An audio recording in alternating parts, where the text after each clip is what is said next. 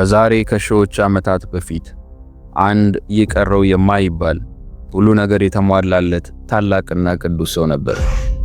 እርሱም ፈጽሞ የጎደለው ነገር የሌለ በእግዚአብሔር ዘንድም ፍጹም የተለየ ስፍራ አለው። በጊዜውና በዘመኑ እጅግ በጣም የበዙ የጽድቅ ሥራዎችን ሰርቷል።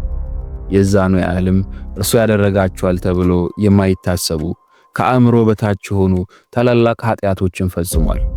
ነገር ግን እንደ ሸረሪት ድር ከፊቱ ላይ የተተበተቡትን መሰናክሎች በእግዚአብሔር ኃይል ፍጹም አሸንፏቸዋል።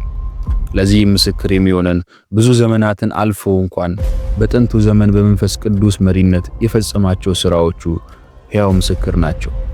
ይሄ ቅዱስና ታላቅ ሰው የቅዱሳን ሀብታቸው ንስሐቸው ነው ለሚለው የቅዱሳን ብሂል ምስክር የሆነ ነው።